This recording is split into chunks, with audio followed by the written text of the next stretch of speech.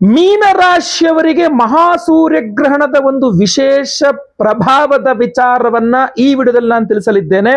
ಯಾಕೆ ಅಂತಂದ್ರೆ ಈ 2026ನೇ ಇಸ್ವಿಯನ್ನು ಹೊಸ ಆಂಗ್ಲ ನೂತನ ಸಂವತ್ಸರ ಏನು ಆರಂಭವಾಗಿದೆ, ಈ ವರ್ಷದ ಮೊಟ್ಟ ಮೊದಲನೆಯ ಗ್ರಹಣ ಫೆಬ್ರವರಿ 17ನೇ ತಾರೀಕು ಸಂಭವಿಸ್ತಾ ಇದೆ. ರಾಹುಗ್ರಸ್ತ ಮಹಾಸೂರ್ಯ ಗ್ರಹಣ ಕುಂಭ ರಾಶಿಯಲ್ಲಿ ಸಂಭವಿಸ್ತಾ ಇದೆ. ಈ ಗ್ರಹಣ ಭಾರತದಲ್ಲಿ ಗೋಚಾರ ಇಲ್ಲ, ಭಾರತದಲ್ಲಿ ಕಾಣಿಸ್ತಾ ಇಲ್ಲ ಅಂದ್ರೆ ಅರ್ಥ ಏನು? ಆಚರಣೆ ಇಲ್ಲ ಅಂತ. ಆಚರಣೆ ಇಲ್ಲ ಅಂದ್ರೆ ಗ್ರಹಣದ ಸ್ಟಾರ್ಟಿಂಗು, ಗ್ರಹಣದ ಮಧ್ಯ, ಗ್ರಹಣದ ಅಂತ್ಯದಲ್ಲಿ ಮೂರು ಸಲ ಸ್ನಾನ ಮಾಡೋದಿರಬಹುದು, ಅಥವಾ ಉಪವಾಸ ಇರ್ತಕ್ಕದ್ದು ಇರಬಹುದು, ಹೊರಗಡೆ ಎಲ್ಲೂ ಹೋಗ್ಬಾರ್ದು ಅನ್ನೋದು ಇರಬಹುದು, ಎಲ್ಲ ದರ್ಬೆ ಹಾಕಿಡ್ಬೇಕು ಅನ್ನೋದು ಇರಬಹುದು. ಈ ತರ ಯಾವ ರಿಸ್ಟ್ರಿಕ್ಷನ್ಸ್ ಇಲ್ಲ. ಆದರೆ ಆಚರಣೆ ಇಲ್ಲ, ಪ್ರಭಾವ ಇಲ್ಲ ಅಂತಲ್ಲ. ಪ್ರಭಾವ ಬೇರೆ, ಆಚರಣೆ ಬೇರೆ. ಎರಡನ್ನೂ ಮಿಕ್ಸ್ ಮಾಡಿ ಆಚರಣೆ ಇಲ್ಲ ಅಂದ ತಕ್ಷಣ ಪ್ರಭಾವ ಇಲ್ಲ, ಕಾಣಿಸ್ತಾ ಇಲ್ಲ ಅಂದ ತಕ್ಷಣ ಪ್ರಭಾವ ಇಲ್ಲ ಅಂತ ಬಹಳಷ್ಟು ಜನ ಅನ್ಕೊಳ್ತಾ ಇರ್ತಾರೆ. ನಾನು ಆ ರೀತಿ ಅಲ್ಲ, ಅದಕ್ಕೆ ಆಧಾರಗಳು ಸಹ ಇದೆ, ಶ್ಲೋಕಾಧಾರಗಳು ಸಹ ಇದೆ, ಹೌದಲ್ವಾ? ಸೊ ನಾನು ತುಂಬಾ ಸಿಂಪಲ್ ಆಗಿ ಹೇಳ್ತಕ್ಕಂಥದ್ದು ಏನಂದ್ರೆ ಇದ್ರ ಪ್ರಭಾವ ಇರುತ್ತೆ. ನಿಮ್ಮ ರಾಶಿ ಅಂದ್ರೆ ಮೀನ ರಾಶಿಯವರಿಗೆ, ನಿಮ್ಮ ರಾಶಿಗಿಂತ 12ನೇ ರಾಶಿ ಅಂದ್ರೆ ಕುಂಭ ರಾಶಿಯಲ್ಲಿ ಗ್ರಹಣ ಆಗ್ತಿರೋದ್ರಿಂದ ನಿಮಗೆ ಇದು ಅಶುಭ ಫಲವನ್ನ ಕೊಡಲಿರುವಂತಹ ಒಂದು ಮಹಾ ಸೂರ್ಯಗ್ರಹಣವಾಗಲಿದೆ. ನಿಮ್ಮ ರಾಶಿಯಲ್ಲಿ ಗ್ರಹಣವಾದರೆ, ನಿಮ್ಮ ರಾಶಿಯಿಂದ 4ನೇ ರಾಶಿಯಲ್ಲಿ ಗ್ರಹಣವಾದರೆ, 8ನೇ ರಾಶಿಯಲ್ಲಿ ಗ್ರಹಣವಾದರೆ, 12ನೇ ರಾಶಿಯಲ್ಲಿ ಗ್ರಹಣವಾದರೆ ನಿಮಗೆ ಅದು ಅಶುಭ ಫಲ ಅಂತ ಹೇಳ್ತಾರೆ. ಸೊ ಮೀನರಾಶಿಯವರಿಗೆ ಕುಂಭ 12ನೇ ಮನೆ ಆಗುತ್ತದೆ. 12ನೇ ರಾಶಿಯಲ್ಲಿ ಮಹಾಸೂರ್ಯ ಗ್ರಹಣ ನಡೆಯುವಲ್ಲಿರುವುದರಿಂದಾಗಿ ಈ ಗ್ರಹಣ ಅಶುಭ ಫಲವನ್ನೇ ಕೊಡಲಿದೆ. ಕಡ್ಡಾಯ ಇದು, ಗೊತ್ತಲ್ವಾ? ಸೊ ಈ ಒಂದು ವಿಚಾರ ಪ್ರತಿಯೊಬ್ಬ ಮೀನರಾಶಿಯವರಿಗೆ ಕಡ್ಡಾಯವಾಗಿ ರೀಚ್ ಆಗಬೇಕು. ಸೊ ದಯವಿಟ್ಟು ಪ್ರತಿಯೊಬ್ಬ ಮೀನರಾಶಿಯವರಿಗೆ ಈ ವಿಡಿಯೋ ರೀಚ್ ಆಗೋ ತರ WhatsApp, Facebook, messenger, Instagram, Telegram ಎಲ್ಲಾ ಕಡೆ ಸಾಮಾಜಿಕ ಜಾಲತಾಣಗಳಲ್ಲಿ ವಿಡಿಯೋನ ಲಿಂಕ್ ನ ಶೇರ್ ಮಾಡ್ಬಿಡಿ. ಕಡೆ ಶೇರ್ ಬಟನ್ ಇರ್ತಾರ, ಲಿಂಕ್ ನ ಶೇರ್ ಮಾಡ್ಬಿಡಿ. ಎಲ್ಲಾ ಕಡೆ ವಾಟ್ಸ್ಆಪ್ ಇತ್ಯಾದಿ ಎಲ್ಲಾ ಕಡೆ ವಿಡಿಯೋನ ಶೇರ್ ಮಾಡ್ಬಿಡಿ. ಈ ವಿಡಿಯೋನ ಸೇವ್ ಮಾಡಿ ಇಟ್ಕೊಳ್ಳಿ. ಇನ್ನೊಂದು ತಿಂಗಳ ಮಟ್ಟ ತಮಗೆ ತುಂಬಾ, ಅಥವಾ 15 ದಿವಸದ ಮಟ್ಟ ತುಂಬಾ ಇಂಪಾರ್ಟೆಂಟ್ ವಿಡಿಯೋ ಆಗಲಿದೆ ನಿಮಗೆ. ಇದು ಏನೇನು ಸಮಸ್ಯೆಗಳಾಗಬಹುದು ಮಹಾಸೂರ್ಯ ಗ್ರಹಣದಿಂದ ಅನ್ನೋದನ್ನು ತಿಳಿಸ್ಬಿಡ್ತಾ ಇದ್ದೇನೆ. ಅದೇ ರೀತಿಯಲ್ಲಿ ಸಿಂಪಲ್ ಹಾಗೂ ವಿಶೇಷ ಎರಡೂ ಪರಿಹಾರಗಳನ್ನು ಸಹ ನಾನು ತಿಳಿಸ್ತಾ ಇರ್ತೇನೆ. ಫೇಸ್ಬುಕ್ ಅಲ್ಲಿ ಈ ವಿಡಿಯೋ ನೋಡ್ತಾ ಇದ್ದೀರಾ, ನಮ್ಮ ಪೇಜ್ ಫಾಲೋ ಮಾಡ್ಕೊಳ್ಳಿ ಅಂದ್ರೆ ಫಾಲೋ ಮಾಡ್ಕೊಳ್ಳಿ. ಯೂಟ್ಯೂಬ್ ಅಲ್ಲಿ ನೋಡ್ತಾ ಇದ್ದೀರಾ, ನಮ್ಮ ಚಾನಲ್ ಸಬ್ಸ್ಕ್ರೈಬ್ ಮಾಡ್ಕೊಂಡು ಬೆಲ್ ಬಟನ್ ಹೊತ್ಕೊಂಡು ಆಲ್ ಮಾಡ್ಲಿಕ್ಕೆ ದಯವಿಟ್ಟು ಮಾಡ್ಕೊಂಡಿಲ್ಲ ಅಂದ್ರೆ ಏನಾದ್ರು ವಿಶೇಷ ಪ್ರಶ್ನೆಗಳಿದೆ, ಡೋಂಟ್ ವರಿ, ಕೆಳಗಡೆ ನಿಮಗೆ ಕಮೆಂಟ್ ಸೆಕ್ಷನ್ ಇದೆ, ದಯವಿಟ್ಟು ಕಮೆಂಟ್ ಮಾಡಿ. ನಾನು ಕಮೆಂಟ್ಸ್ ಎಲ್ಲ ಓದ್ತಾ ಇರ್ತೇನೆ, ಪಾಸಿಟಿವ್ ನೆಗೆಟಿವ್ ನಾನು ತಲೆ ಕೆಡಿಸ್ಕೊಳ್ಳೋದಿಲ್ಲ. ಪ್ರತಿಯೊಂದು ಕಮೆಂಟ್ಸ್ ಓದ್ತಾ ಇರ್ತೇನೆ. ನನಗೆ ಟೈಮ್ ಸಿಕ್ಕಾಗ ನಾನು ಅಲ್ಲೇ ರಿಪ್ಲೈ ಸಹ ಮಾಡ್ತಾ ಇರ್ತೇನೆ, ಬಹಳಷ್ಟು ಸಲ ಮಾಡಿದ್ದೇನೆ, ಮಾಡ್ತಾನೆ ಇರ್ತೇನೆ. ಸೊ ದಯವಿಟ್ಟು ಕಮೆಂಟ್ ಸಹ ಮಾಡಬಹುದಾಗಿರ್ತದೆ. ಹೌದಾ? ವಿಡಿಯೋ ಶುರು ಮಾಡೋಣ. ನಮಸ್ಕಾರ, ನಾನು ವಿಠಲ್ ಭಟ್ ಮಾತಾಡ್ತಾ ಇರ್ತಕ್ಕಂಥದ್ದು. ಬನ್ನಿ, ಮೀನರಾಶಿಯವರಿಗೆ ಏನೇನು ಅಶುಭ ಫಲ ಆಗಲಿದೆ 5 ಪಾಯಿಂಟ್ಸ್ ತಿಳ್ಕೊಳ್ಳೋಣ. ಮೊದಲನೆಯ ಪಾಯಿಂಟ್, ಅನಾವಶ್ಯಕ ಖರ್ಚು ವೆಚ್ಚಗಳು. ಎಸ್, ಏನಾಗುತ್ತೆ ವ್ಯಯಸ್ಥಾನದಲ್ಲಿ 12ನೇ ಮನೆ ದ್ವಾದಶ ಭಾವ ಅಂದ್ರೆ ಅದನ್ನ ನಷ್ಟ ಭಾವ ಅಂತ ಕರಿತೀವಿ, ಅಂದ್ರೆ ಲಾಸ್ ಭಾವ ಅಂತ ಕರಿತೀವಿ, ಅಥವಾ ತುಂಬಾ ಖರ್ಚುಗಳನ್ನು ಸಹ ಅದರಲ್ಲೇ ನಾವು ನೋಡ್ತಾ ಇರ್ತಕ್ಕಂಥದ್ದು. ಸೊ ಷಷ್ಠ್ಯಾಧಿಪತಿ ರವಿ ಅಂದ್ರೆ ಸಾಲಗಳಿಗೆ ಕಾರಣೀಭೂತನಾಗಿರ್ತಕ್ಕಂಥವನು. ಈ ವಿವಾದಗಳು, ಸಾಲಗಳು ಇದೆಲ್ಲ 6ನೇ ಮನೆಗೆ ಬರ್ತಕ್ಕಂಥದ್ದು. ಈ ವಿವಾದಗಳು, ಸಾಲಗಳನ್ನ ಕೊಡುವ ಮನೆಯ ಅಧಿಪತಿಯಾದ ರವಿ ನಷ್ಟ ಅಥವಾ ವೆಚ್ಚ, ಖಾಲಿ ಆಗ್ತಕ್ಕಂಥದ್ದು, ಖರ್ಚಾಗ್ತಕ್ಕಂಥದ್ದು ಈ ಭಾವದಲ್ಲಿ ಕೂತ್ಕೊಂಡಾಗ ಏನಾಗ್ಬಿಡುತ್ತೆ, ನಿಮ್ಮ ಲೆಕ್ಕಗಳೆಲ್ಲ ಹೆಚ್ಚು ಕಡಿಮೆ ಆಗ್ಬಿಡುತ್ತೆ. ಸಡನ್ ಆಗಿ ಏನೋ ಅನ್ಕೊಂಡಿರ್ತೀರ, ಏನೋ ಆಗ್ಬಿಡುತ್ತೆ, ಅನಿರೀಕ್ಷಿತ ಖರ್ಚುಗಳು ಬಂದ್ಬಿಡ್ತು. ಇನ್ನೂ ಡೇಂಜರಸ್ ಏನಪ್ಪಾ ಅಂದ್ರೆ ಸಾಲ ಮಾಡಿಕೊಂಡು ಬಂದಂತ ಹಣವೂ ಸಹ ವ್ಯರ್ಥವಾಗ್ತಕ್ಕಂಥದ್ದು. ಕೈಯಲ್ಲಿರೋದು ಖರ್ಚಾದ್ರೂ ಕೂಡ ಬಿಡಿ ಸಹ ದುಡ್ಕೊಳ್ಳೋಣ ಅನ್ಕೊಬಹುದು. ಕೈಯಲ್ಲಿರೋದು ಖರ್ಚಾಗ್ಬಿಟ್ಟು ಒಂದಿಷ್ಟು ಸಾಲ ಮಾಡ್ಕೊಂಬಂದೆ, ಅದು ಕೂಡ ಖರ್ಚಾಗೋಯ್ತು, ವೇಸ್ಟ್ ಆಗಿ ಖರ್ಚಾಗೋಯ್ತು, ವೇಸ್ಟ್ ನಾನು ಮಾಡಿದ ಸಾಲ ವ್ಯರ್ಥವಾಯಿತು ಅನ್ನುವ ರೀತಿಯಲ್ಲಾದಾಗ ಅದು ಬಹಳ ಚಿಂತಾಜನಕ ವಿಚಾರ ಆಗಿರುತ್ತೆ. ಸೊ ಆದ್ರಿಂದ ಅನಾವಶ್ಯಕ ಖರ್ಚುಗಳು ಜಾಸ್ತಿ ಆಗುತ್ತೆ. ಸೊ ಹೊಸ ಸಾಲ ಗೊತ್ತಲ್ವಾ, ಬಹಳ ಎಚ್ಚರಿಕೆ. ಹೊಸ ಸಾಲಗಳ ವಿಚಾರ, EMI ವಿಚಾರಗಳು, ಆನ್ಲೈನ್ ಅಲ್ಲಿ ಏನೋ ಖರೀದಿ ಮಾಡ್ತಾ ಇದ್ದೀರಾ, ಅನಾವಶ್ಯಕ ಖರ್ಚುಗಳನ್ನ ಮಾಡಬೇಡಿ. ನಿಮಗೆ ಅವಶ್ಯಕತೆನೇ ಇಲ್ಲ, ಆದ್ರೂ ನಾವು ಕ್ರೆಡಿಟ್ ಕಾರ್ಡ್ ಉಜ್ಜಿಬಿಟ್ಟು ಅದನ್ನ ತಗೊಂಡ್ಬಿಟ್ಟೆ, ಮನೇಲಿ ಬಂದ್ಮೇಲೆ ಅಯ್ಯೋ ಇದೇನು ಬೇಕಾಗಿಲ್ಲ, ಸುಮ್ಮನೆ ಕ್ರೆಡಿಟ್ ಕಾರ್ಡ್ ಉಚ್ಚೊಂದಿಷ್ಟು ಸಾಲ ಮಾಡ್ಕೊಂಡೆ ಅನ್ನಂಗ್ ಆಗುತ್ತೆ. ಸೊ ಮೀನ್ ರಾಶಿಯವರು ಎಚ್ಚರ ವಹಿಸಿ. ಪರಿಹಾರ ಸಿಂಪಲ್ ಆಗಿರುತ್ತೆ, ವಿಶೇಷವಾಗಿ ಇರುತ್ತೆ. ಎರಡೂ ಸಹ ವಿಡಿಯೋ ಎಂಡ್ ಅಲ್ಲ ಅಂತ ತಿಳಿಸ್ತೇನೆ, ದಯವಿಟ್ಟು ವಿಡಿಯೋ ಎಂಡ್ ತನಕ ನೋಡಿ. ಎರಡನೇ ಪ್ರಮುಖವಾದಂತಹ ಎಚ್ಚರಿಕೆ ಮರುಕಳಿಕೆ ಅಂತ ಅನ್ಬಹುದು. ಹೆದರ್ಸ್ಲಿಕ್ಕಂತೂ ದಯವಿಟ್ಟು ನಾನು ಹೇಳ್ತಾ ಇಲ್ಲ, ನಿಮಗೆ ವಿಚಾರ ಗೊತ್ತಿರಲಿ ಅಂತ ಹೇಳ್ತಾ ಇದ್ದೀನಿ. ಸೊ ದಯವಿಟ್ಟು ಎರಡನೇ ವಿಚಾರ, ಮೀನರಾಶಿಯವರಿಗೆ ಮಹಾಸೂರ್ಯಗ್ರಹಣದ ಪ್ರಭಾವ ಏನಪ್ಪಾ ಅಂದ್ರೆ ಆರೋಗ್ಯ ಅಥವಾ ರೋಗಗಳು ಮರುಕಳಿಕೆ ಮತ್ತೆ ಪುನಃ ಬರ್ತಕ್ಕಂಥದ್ದು ಅಂತ. ಈ ಷಷ್ಠ 6ನೇ ಮನೆ ರೋಗಸ್ಥಾನ ಅಂತ ಹೇಳ್ತಾರೆ. ಸೊ ಅದರಿಂದ ದ್ವಾದಶದಲ್ಲಿ ರಾಹು ಇದ್ದಾನೆ. ರಾಹು ಜೊತೆಗೆ ರೋಗಕಾರಕ ಬಂದು ಸೇರ್ಕೊಬಿಟ್ಟಾಗ ಏನಾಗುತ್ತೆ, ಲಕ್ಷಣಗಳೇ ಗೊತ್ತಾಗಲ್ಲ, ಸ್ಪಷ್ಟವಾಗಿ ಯಾವುದು ಲಕ್ಷಣ ಇರಲ್ಲ, ಬಟ್ ನಿಮ್ಗೆ ಆರೋಗ್ಯ ಬಾಧೆ ಆಗ್ತಿರುತ್ತೆ. ಇದು ಯಾವ ಆರೋಗ್ಯ ಬಾಧೆಯ ಲಕ್ಷಣ? ಇದು ಮೈ ಬಿಸಿ ಆದ್ರೆ ಜ್ವರ ಅಂತ ಹೇಳ್ತೀವಲ್ವಾ, ತುಂಬಾ ಕೆಮ್ತಾ ಇದ್ರೆ ಕಫ ಇದ್ರೆ ಅದಕ್ಕೆ ಒಂದೊಂದು ರೀಸನ್. ಆದ್ರೆ ಲಕ್ಷಣಗಳೇ ಇಲ್ವೇ, ಯಾವ ಲಕ್ಷಣ ಅಂತ ಗೊತ್ತಿಲ್ಲ, ಯಾವ್ಯಾವ ಲಕ್ಷಣಗಳಿದಾವೆ, ಬಟ್ ಸ್ಪಷ್ಟವಾಗಿ ಯಾವ ಲಕ್ಷಣ ಇಲ್ಲ, ಬಟ್ ಆರೋಗ್ಯ ಬಾಧೆ ಉಂಟಾಗ್ತಾ ಇದೆ. ಇದು ಬಹಳ ಕ್ಲೀನ್ ಆಗಿ ಕಾಣ್ ಬರ್ತಾ ಇರ್ತಕ್ಕಂಥದ್ದು. ರಾಹು ಷಷ್ಠಾಧಿಪತಿಯೊಂದಿಗೆ ಸೇರಿದಾಗ ಏನಾಗುತ್ತೆ, ಅಲರ್ಜಿ ಆಗ್ತಕ್ಕಂಥದ್ದು, ಜೀರ್ಣಕ್ರಿಯೆ ಸಮಸ್ಯೆ ಆಗ್ತಕ್ಕಂಥದ್ದು, ಕಣ್ಣು ದಣಿವು, ತುಂಬಾ ದಣಿವಾಗ್ತಾ ಇದೆ ಕಣ್ಣಿಗೆ ಅಂತ, ಕಣ್ಣಿಗೆ ನೋವು ಕಾಲು ನೋವು ಬರುತ್ತದ್ದು, ಕಣ್ಣು ನೋವು ಬರ್ತಕ್ಕಂಥದ್ದು, ಇದೆಲ್ಲ ಜಾಸ್ತಿ ಆಗ್ತಕ್ಕಂಥ ಸಾಧ್ಯತೆಗಳು ಜಾಸ್ತಿ ಇದೆ. ಇಲ್ಲೇನಾಗುತ್ತೆ, ಸಣ್ಣ ಲಕ್ಷಣ ಕಂಡ್ರು ಸಹ, ಏನೋ ಒಂದು ಚಿಕ್ಕ ಒಂದು ಇದು ಕಾಣ್ತಾ ಇದೆ ಅಂತಂದ್ರು ಕೂಡ, ಸೂಚನೆಗಳು ಕಾಣ್ತಾ ಇದೆ ಅಂತಂದ್ರು ಕೂಡ ಅದನ್ನ ನಿರ್ಲಕ್ಷ್ಯ ಮಾಡಬಾರ್ದು. ತಕ್ಷಣ ಡಾಕ್ಟರ್ ಹತ್ರ ಹೋಗ್ತಕ್ಕಂಥದ್ದು, ಔಷಧೋಪಚಾರಗಳು ಮಾಡ್ತಕ್ಕಂಥದ್ದು ಮಾಡ್ಲೇಬೇಕಾಗ್ತದೆ. ನಿದ್ರೆ ಮಾಡುವಂಥದ್ದು ಇರಬಹುದು, ಔಷಧಿಗಳು ತಗೊಳ್ತಕ್ಕಂಥದ್ದು ಕರೆಕ್ಟ್ ಆಗಿ ನಿಯಮವನ್ನ ಪಾಲಿಸಬೇಕು ನೀವು ಅಂತ. ಇಲ್ಲ ಅಂತಂದ್ರೆ ಸಮಸ್ಯೆಗಳು ಜಾಸ್ತಿ ಮಾಡ್ಕೊಂಡ್ಬಿಡ್ತೀರಾ, ಆರೋಗ್ಯ ಬಾಧೆ ಜಾಸ್ತಿ ಆಗ್ಬಿಡುತ್ತೆ. ಅದಕ್ಕೆ ಪರಿಹಾರ ಸಿಂಪಲ್ಲು ಇದೆ, ವಿಶೇಷ ಪರಿಹಾರ ಇದೆ. ವಿಡಿಯೋ ಎಂಡಲ್ಲಿ ನಾನು ತಿಳಿಸ್ತೇನೆ, ದಯವಿಟ್ಟು ವಿಡಿಯೋ ಎಂಡ್ ತನಕ ನೋಡಿ. ಮೂರನೆಯ ಪ್ರಮುಖವಾದಂತಹ ವಿಚಾರ, ಮೀನರಾಶಿಯವರಿಗೆ ಈ ಒಂದು ಮಹಾಸೂರ್ಯಗ್ರಹಣದ ಪ್ರಭಾವದಲ್ಲಿ ಏನಪ್ಪಾ ಅಂತಂದ್ರೆ ನಿದ್ರೆ, ಅಶಾಂತಿ, ಮಾನಸಿಕ ಭಯ ಅಂತ ಎಲ್ಲ ಜಾಸ್ತಿ ಆಗ್ತಕ್ಕಂಥದ್ದು. ಏನಾಗುತ್ತೆ, ಈ 12ನೇ ಭಾವ ದ್ವಾದಶ ಅಂತಿದೆಯಲ್ಲ, 12ನೇ ರಾಶಿಯಲ್ಲಿ ಏನು ನಿಮ್ಮ ರಾಶಿಯಿಂದ 12ನೇ ರಾಶಿಯಲ್ಲಿ ಏನು ಗ್ರಹಣ ಆಗ್ತಿದೆಯಲ್ಲ, ಇದು ನಿದ್ರೆಯನ್ನ ಅಥವಾ ಅಚೇತನವನ್ನ ತೋರಿಸ್ತಕ್ಕಂಥದ್ದಾಗಿರ್ತದೆ. ಸೊ ಈ ರಾಹು ಓವರ್ ಥಿಂಕಿಂಗ್ ಅನ್ನ ತೋರಿಸ್ತಕ್ಕಂಥವನು ರಾಹು ಗ್ರಹ ಇದಾಗ ಇರ್ತಾನೆ. ರಾಹುನೇ ಗ್ರಸ್ತನಾಗ್ತಾ ಇದ್ದಾಗ ಏನಾಗುತ್ತೆ, ಇಲ್ಲಿ ನಿಮಗೆ ಭಯ ಆಗತ್ತೆ, ಕೆಟ್ಟ ಕನಸುಗಳು ಬೆಚ್ಚು ಬಿದ್ದೆ, ಏನಾಗ್ತದೆ ಅಂತ ಗೊತ್ತಾಗ್ತಾ ಇಲ್ಲ, ಬಹಳ ಹೆದರಿಕೆ ಆಗ್ತಾ ಇದೆ. ಆಮೇಲೆ ಓವರ್ ಥಿಂಕಿಂಗ್, ಸಿಕ್ಕಾಬಟ್ಟೆ ಒಂದಿಷ್ಟು ನೆಗೆಟಿವ್ ಥಾಟ್ಸ್, ಬರೇ ಓವರ್ ಥಿಂಕಿಂಗು, ಇದೆಲ್ಲ ಬಹಳ ಜಾಸ್ತಿ ಆಗತ್ತೆ. ನೀವೇನ್ ಮಾಡಬೇಕು, ರಾತ್ರಿ ಹೊತ್ತು ಜಾಗರಣೆ ಮಾಡಬಾರ್ದು, ಆಯ್ತಲ್ವಾ, ನೈಟ್ ಮಲ್ಕೊಂಡ್ಬಿಡ್ಬೇಕು ಟೈಮಿಗೆ ಕರೆಕ್ಟ್ ಆಗಿ. ಹಾಗೂ ಸ್ಕ್ರೀನ್ ಟೈಮ್ ಅಂತೀವಲ್ಲ, computer, laptop, TV, mobile, screen ಟೈಮ್ನ ಸ್ವಲ್ಪ ಕಮ್ಮಿ ಮಾಡಿ, ಕಣ್ಣಿಗೆ ಸ್ವಲ್ಪ ರೆಸ್ಟ್ ಕೊಡಿ, ಸ್ವಲ್ಪ ಧ್ಯಾನ ಮಾಡಿ, ಸ್ವಲ್ಪ ಜಪ ಮಾಡಿ. ಅದು ತುಂಬಾ ಅನುಕೂಲ ಮಾಡಿಕೊಡುತ್ತೆ ನಿಮಗೆ, ಆಯ್ತಲ್ವಾ, ತುಂಬಾ ಅನುಕೂಲ ಆಗುತ್ತೆ ಅದರಿಂದ. ಇಲ್ಲ ವಿಶೇಷವಾಗಿ ನಿಮ್ಮ ರಕ್ಷಣೆ, ಆರೋಗ್ಯ ರಕ್ಷಣೆಗೋಸ್ಕರ, ನಿಮ್ಮ ಮಾನಸಿಕ ರಕ್ಷಣೆಗೋಸ್ಕರ ನಾವು ವಿಶೇಷವಾದ ಪರಿಹಾರ ಮಾಡಿ ವಿಶೇಷವಾದ ಪ್ರಸಾದವನ್ನು ಕೊಡ್ತಾ ಇದ್ದೇವೆ. ಅದ್ಭುತವಾದಂತಹ ಕ್ಷೇತ್ರ ನೇಪಾಳದ ಪಶುಪತಿನಾಥ, ಜ್ಯೋತಿರ್ಲಿಂಗ ಸ್ವರೂಪಿ ನೇಪಾಳದ ಪಶುಪತಿನಾಥನ ಸನ್ನಿಧಾನದಲ್ಲಿ ಪರಿಹಾರ ಮಾಡ್ತಾ ಇದ್ದೇವೆ. ಅದರದ್ದು ವಿಶೇಷವಾದ ಪ್ರಸಾದವೂ ಸಹ ಇದೆ. ಅದ್ಭುತವಾದಂತಹ ರುದ್ರ ತ್ರಿಶಕ್ತಿ ವಿಶೇಷವಾದ ಪ್ರಸಾದ ಇದೆ, ಅದನ್ನು ವಿಡಿಯೋ ಎಂಡಲ್ಲಿ ತಿಳಿಸ್ತಾರೆ, ದಯವಿಟ್ಟು ವಿಡಿಯೋ ಎಂಡಲ್ ತನಕ ನೋಡಿ. 4ನೆಯ ವಿಶೇಷವಾದ ಎಚ್ಚರಿಕೆ, ಮೀನರಾಶಿಯವರಿಗೆ ಈ ಮಹಾಸೂರ್ಯ ಗ್ರಹಣದಿಂದ ಏನಪ್ಪಾ ಅಂತಂದ್ರೆ ಗುಪ್ತ ಶತ್ರುಗಳು ಅಥವಾ ಬೆನ್ನ ಹಿಂದೆ ಮಾತನಾಡತಕ್ಕಂಥವರ ಸಂಖ್ಯೆ ಜಾಸ್ತಿ ಅಂತ.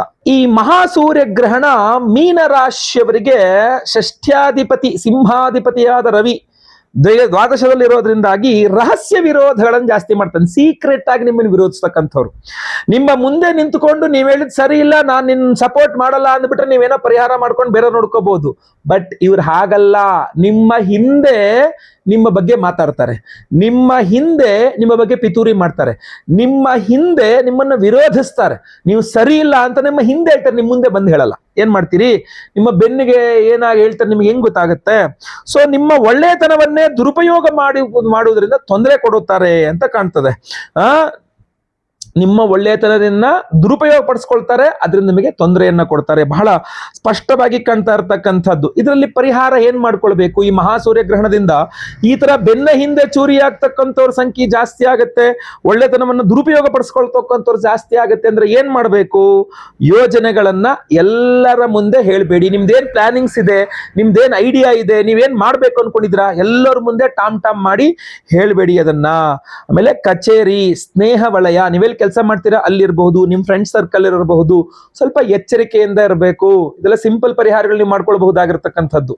ಇನ್ನು ವಿಶೇಷವಾಗಿ ನಾವು ಸಹ ಪರಿಹಾರ ಮಾಡ್ತಾ ಇದ್ದೇವೆ. ಆ ಪರಿಹಾರವನ್ನು ತಿಳಿಸ್ತೇನೆ. ಅದ್ಭುತವಾದ ಮಾಲೆಯನ್ನು ಕೊಡ್ತಾ ಇದ್ದೇವೆ, ಅದ್ಭುತವಾದ ಸನ್ನಿಧಾನದಲ್ಲಿ ಹೋಮವನ್ನು ಮಾಡ್ತಾ ಇದ್ದೇವೆ. ಬಿಡಿ ಅದ್ರ ಬಗ್ಗೆ ತಿಳಿಸ್ತೇನೆ. ಇನ್ನು 5ನೇಯ ಒಂದು ಕೊನೆಯ ಅಂತ ಅನ್ಕೊಳ್ಳೋಣ, ಕೊನೆಯದಾಗ್ಬಿಡ್ಲಿ. 5ನೇಯ ಪ್ರಾಬ್ಲಮ್, 5ನೇಯ ಸಮಸ್ಯೆ, 5ನೇಯ ಎಚ್ಚರಿಕೆ ಈ ಮಹಾಸೂರ್ಯ ಗ್ರಹಣದಿಂದ ಮೀನರಾಶಿಯವರ ಮೇಲೆ ಏನಪ್ಪಾ ಅಂತಂದ್ರೆ ಒಂಟಿತನ, ನಕಾರಾತ್ಮಕ ಚಿಂತೆಗಳು, ಚಿಂತನೆ ನೀವು ಜಾಸ್ತಿ ಮಾಡ್ಬಿಡ್ತೀರಾ ಅಂತ. ಇದೇನಾಗತ್ತೆ, ನೀವೇ ಸ್ವಯಂ ದೂರವಿರುವ ಭಾವ ಅಂತ. ನಾನೇ ದೂರ ಇದ್ಬಿಡ್ತೀನಪ್ಪ, ನನಗೇನು ಬೇಡ, ನನ್ಗೆ ಯಾರ ಸವಾಸ ಬೇಡ, ನಾನೆಲ್ಲೋ ಇದ್ಬಿಡ್ತೀನಿ, ನನ್ನನ್ನು ಬಿಟ್ಬಿಡಿ, ಈ ತರ ಒಂಟಿತನ ತುಂಬಾ ಕಾಡಿ ಒಬ್ಬರೇ ಇರ್ತಕ್ಕಂಥದ್ದು, ಇದೆಲ್ಲ ಜಾಸ್ತಿ ಮಾಡ್ತೀರಾ ಮೀನ ರಾಶಿಯವರು ಅಂತ ಕಂಡು ಬರ್ತಾ ಇದೆ. ನಾನೊಬ್ಬನೇ, ನನಗೆ ಯಾರೂ ಇಲ್ಲ, ಆ ನಾನೊಬ್ಬನೇ ಅನ್ನುವ ಮನಸ್ಥಿತಿ ಕೂಡ ನಿಮಗೆ ಜಾಸ್ತಿ ಆಗಲಿದೆ. ಇದರಿಂದ ಎಲ್ಲರನ್ನ ದೂರ ಮಾಡ್ಕೊಂಡ್ಬಿಡ್ತೀರಾ, ಎಲ್ಲರನ್ನ ಹತ್ರ ಮಾತಾಡೋದಿಲ್ಲ, ಕನೆಕ್ಷನ್ ಇಟ್ಕೊಳ್ಳೋದಿಲ್ಲ, ಯಾರಿಗೂ ಫೋನ್ ಮಾಡೋದಿಲ್ಲ, ಯಾರು ಫೋನ್ ಮಾಡಿದ್ರು ಎತ್ತೋದಿಲ್ಲ, ಯಾರಿಗೂ ನೀವು ವಾಟ್ಸಪ್ ಮಾಡಲ್ಲ, ಮೆಸೇಜ್ ಮಾಡಲ್ಲ, ನಿಮಗೆ ಯಾರು ಮಾಡಿದ್ರು ನೀವು ರಿಪ್ಲೈ ಮಾಡಲ್ಲ. ಇದೇನಾಗುತ್ತೆ, ಜನರನ್ನ ನಿಮ್ಮಿಂದ ದೂರ ಕರ್ಕೊಂಡು ಹೋಗುತ್ತೆ. ಸೊ ಒನ್ಸ್ ಗ್ರಹಣದಿಂದಾಗಿ ಎಲ್ಲರೂ ನಿಮ್ಮಿಂದ ದೂರ ಆದ್ರು ಅಂದ್ರೆ ಮತ್ತೆ ವಾಪಸ್ ನಿಮ್ಗೆ ಬೇಕು ಅಂದಾಗ ವಾಪಸ್ ಬರ್ತಾರಾ? ನೀವೇ ದೂರ ತಳೆದ್ಮೇಲೆ ಯಾರು ವಾಪಸ್ ಬರ್ತಾರೆ? ಬಿಡ, ಅವ್ನು ಫೋನ್ ಮಾಡಿರ್ತಲ್ಲ, ಅಮ್ಮ ಫೋನ್ ಮಾಡಿರ್ತಲ್ಲ, ವಾಟ್ಸಪ್ ಮಾಡಿ ರಿಪ್ಲೈ ಮಾಡಲ್ಲ, ಒಂದು ಮೆಸೇಜ್ ರಿಪ್ಲೈ ಮಾಡಲ್ಲ, ನಮ್ ಕಷ್ಟಕ್ಕೆ ಆಗಿದ್ರು ನಾವ್ ಯಾಕೆ ಅವ್ರ ಕಷ್ಟಕ್ಕೆ ಆಗೋಣ? ಈ ತರದೆಲ್ಲ ಕೆಲವಿಷ್ಟು ವಿಚಾರಗಳು ಜಾಸ್ತಿ ಬಂದಾಗ ಸ್ನೇಹ ದೂರ ಆಗುತ್ತೆ ಅಂತ. ಸೊ ನೀವೇನ್ ಮಾಡ್ಬೇಕು, ಏಕಾಂತದಲ್ಲಿ ಧ್ಯಾನ ಮಾಡ್ತಕ್ಕಂಥದ್ದು ಒಳ್ಳೇದು. ಆದ್ರೆ ನಕಾರಾತ್ಮಕ ಚಿಂತೆಗಳು, ನೆಗೆಟಿವ್ ಥಾಟ್ಸ್ ನಿಮಗೆ ಬರದೇ ಇರೋದಂಗೆ ನೀವು ಬಹಳ ಇಂಪಾರ್ಟೆಂಟ್ ಆದಂತಹ ನಿರ್ಧಾರ. ಯಾವುದೇ ಕಾರಣಕ್ಕೂ ನೆಗೆಟಿವ್ ಥಾಟ್ಸ್ ಬರಲೇಬಾರ್ದು ನಿಮ್ಮ ಹತ್ರಕ್ಕೆ, ಆ ತರ ನೋಡ್ಕೊಳ್ಬೇಕು. ಆಮೇಲೆ ಸ್ವಲ್ಪ ಹೆಚ್ಚು ಹೋಗಿ ಕೆಲಸ ಮಾಡ್ಕೊಡಿ, ಹೆಲ್ಪ್ ಮಾಡ್ಕೊಡಿ, ಸೇವೆ ಮಾಡಿ, ಬೇರೆ ಕಡೆ ಹೆಲ್ಪ್ ಮಾಡಿ, ಯಾರಿಗೆ ಅವಶ್ಯಕತೆ ಇದ್ದವರಿಗೆಲ್ಲ ಹೆಲ್ಪ್ ಮಾಡಿ, ಜಪ ಮಾಡಿ, ಧ್ಯಾನಕ್ಕೆ ಕೂತ್ಕೊಳ್ಳಿ, ವಿಷ್ಣು ಸಹಸ್ರನಾಮ ಓದ್ಕೊಳ್ಳಿ, ಆದಿತ್ಯ ಹೃದಯ ಸ್ತೋತ್ರ ಪಠನೆ ಮಾಡಿ. ಬಹಳ ಇಂಪಾರ್ಟೆಂಟ್ ಆಗಿ ಗೋಧಿ ಹಾಗೂ ಉದ್ದಿನ ಬೇಳೆ, 17ನೇ ತಾರೀಕು ಗ್ರಹಣ ಅಂದ್ರೆ 18ನೇ ತಾರೀಕು ಬೆಳಗ್ಗೆ ಎದ್ದು ಸ್ನಾನ ಆದ್ಮೇಲೆ ಇದನ್ನೆರಡನ್ನೂ ದೇವಸ್ಥಾನದಲ್ಲಿ ಹೋಗಿ ಸಮರ್ಪಣೆ ಮಾಡ್ಬಿಡಿ, ಅಲ್ಲಿ ದಾನ ಮಾಡ್ಬಿಡಿ, ತುಂಬಾ ತುಂಬಾ ಅನುಕೂಲ ಆಗುತ್ತೆ. ಇಲ್ಲ ನಾವು ಸಹ ಒಂದು ಅದ್ಭುತವಾದ ವಿಶೇಷ ಪರಿಹಾರ ಮಾಡ್ತಾ ಇದ್ದೇವೆ ನಿಮಗೋಸ್ಕರ. ಫೆಬ್ರವರಿ 17ನೇ ತಾರೀಕು ಮಂಗಳವಾರ ಅಮಾವಾಸ್ಯೆ ಮಹಾಸೂರ್ಯ ಗ್ರಹಣದ ದಿವಸವೇ ನಮ್ಮ ಯಾಗಶಾಲೆಯಲ್ಲ, ಉತ್ತರದ ನೇಪಾಳದ ಪಶುಪತಿನಾಥನ ಸನ್ನಿಧಾನದಲ್ಲಿ, ಜ್ಯೋತಿರ್ಲಿಂಗ ಸ್ವರೂಪಿ ಪಶುಪತಿನಾಥನ ಸನ್ನಿಧಾನದಲ್ಲಿ ಈ ಬಾರಿಯ ನಮ್ಮ ವಿಶೇಷವಾದಂತಹ ದೇವತಾರಾಧನೆಗಳನ್ನು ನಾವು ಪ್ಲಾನ್ ಮಾಡಿರ್ತಕ್ಕಂಥದ್ದು.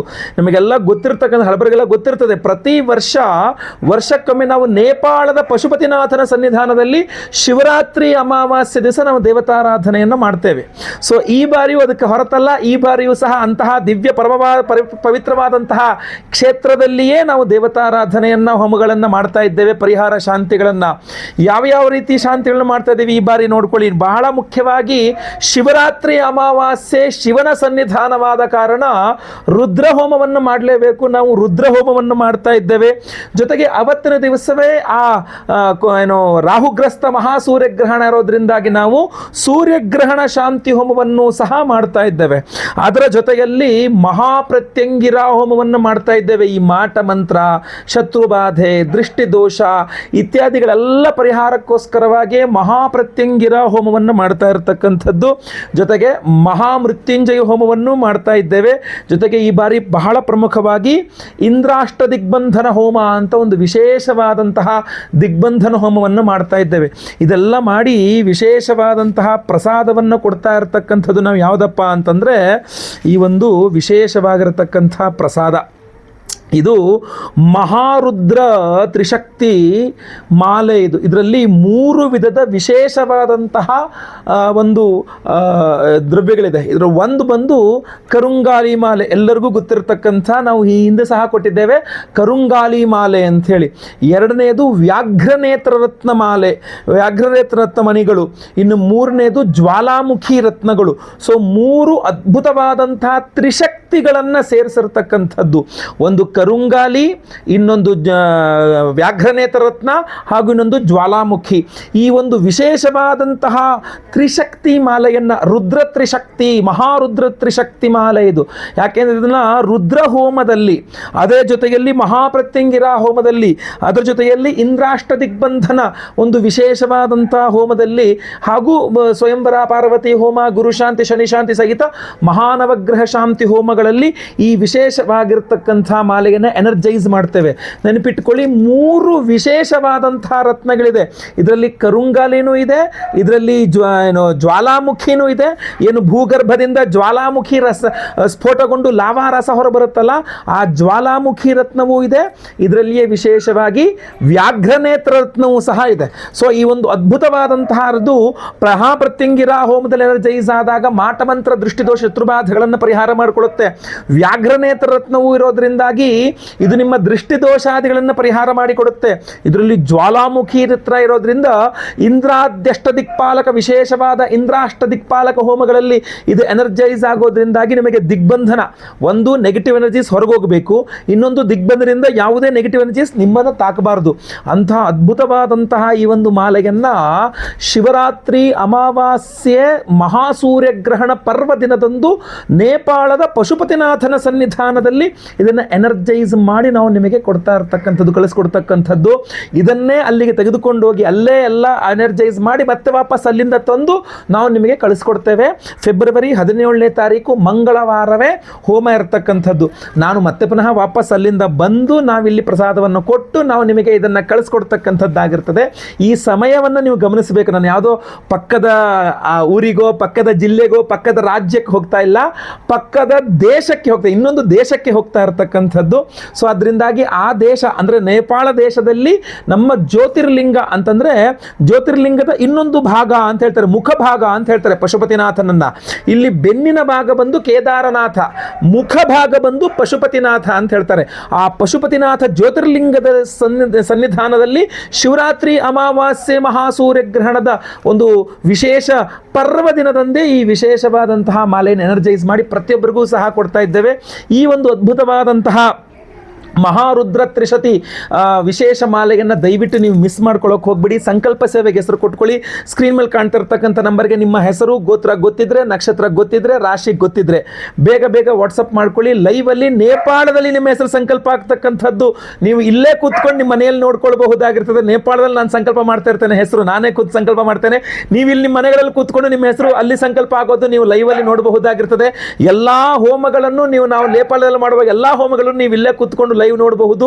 ಎಲ್ಲ ಹೋಮಗಳ ಭಸ್ಮ, ಕುಂಕುಮಾರ್ಚನೆ, ಕುಂಕುಮ ಪ್ರಸಾದ್ ಜೊತೆಗೆ ಈ ವಿಶೇಷವಾದಂತಹ ಮಹಾರುದ್ರ ತ್ರಿಶಕ್ತಿ ಒಂದು ಮಾಲೆಯನ್ನು ನಾವು ಅಲ್ಲಿಂದ ಎನರ್ಜೈಸ್ ಮಾಡ್ಕೊಂಡು ತಗೊಂಡಿರ್ತಕ್ಕಂಥ ನಿಮಗೆ ಸ್ಪೀಡ್ ಪೋಸ್ಟಲ್ಲಿ ಕಳಿಸ್ಕೊಡ್ತೇವೆ. ಸೊ ದಯವಿಟ್ಟು ಸ್ಕ್ರೀನ್ ಮೇಲೆ ಕಾಣುವಂಥ ನಂಬರ್ಗೆ ನೀವು ಸಂಕಲ್ಪ ಸೇವೆ ಕೊಟ್ಕೊಳ್ಬಹುದಾಗಿರ್ತದೆ. ಬಹಳ ಲಿಮಿಟೆಡ್ ಆಗಿ ನಾವು ಮಾಲೆ ಮಾಡಿಸಿರ್ತಕ್ಕಂಥದ್ದು. ಸೊ ದಯವಿಟ್ಟು ಬೇಗ ಬೇಗ ನಿಮ್ಮ ವಿವರಗಳನ್ನೆಲ್ಲ ವಾಟ್ಸಪ್ ಮಾಡ್ಕೊಳ್ಳಿ ಸ್ಕ್ರೀನ್ ಮೇಲೆ ಕಾಣ್ತಾ ಇರ್ತಕ್ಕಂಥ ನಂಬರ್ಗೆ. ಹಾಗೂ ಈ ವಿಡಿಯೋನ ಪ್ರತಿಯೊಬ್ಬರಿಗೂ ರೀಚ್ ಆಗೋ ಥರ ದಯವಿಟ್ಟು WhatsApp, Facebook, messenger, Telegram, Instagram ಎಲ್ಲ ಕಡೆ ಸಾಮಾಜಿಕ ಜಾಲತಾಣಗಳಲ್ಲಿ ವಿಡಿಯೋನ ಶೇರ್ ಮಾಡಲಿಕ್ಕೆ ಮರಿಬೇಡಿ. ನೀವಿನ್ನು ಸಬ್ಸ್ಕ್ರೈಬ್ ಮಾಡ್ಕೊಂಡಿನ ಚಾನಲ್ ಅಂದರೆ ದಯವಿಟ್ಟು ಕೆಳಗಡೆ ಸಬ್ಸ್ಕ್ರೈಬ್ ಅಂತ ಬಟನ್ ಅಂತೆ ಸಬ್ಸ್ಕ್ರೈಬ್ ಮಾಡಿಕೊಂಡು ಬೆಲ್ ಬಟನ್ ಹೊತ್ಕೊಂಡು ಆಲ್ ಅಂತ ಮಾಡಲಿಕ್ಕೆ ಮರಿಬೇಡಿ. ಫೇಸ್ಬುಕ್ಕಲ್ಲಿ ನೋಡ್ತಾ ಇದ್ದೀರಾ, ನಮ್ಮ ಪೇಜನ್ನು ಫಾಲೋ ಮಾಡಲಿಕ್ಕೆ ದಯವಿಟ್ಟು ಮರಿಬೇಡಿ. ಮುಂದುವರೆದಲ್ಲಿ ಮತ್ತೆ ಪುನಃ ಸಿಗ್ತಾನೆ. ಎಲ್ಲರಿಗೂ ಸಹ ಒಳ್ಳೆಯದಾಗಲಿ. ಲೋಕ ಸಮಸ್ತ ಸುಖಿನೋ ಭವಂತು. ನಾರಾಯಣ ನಾರಾಯಣ ನಾರಾಯಣ.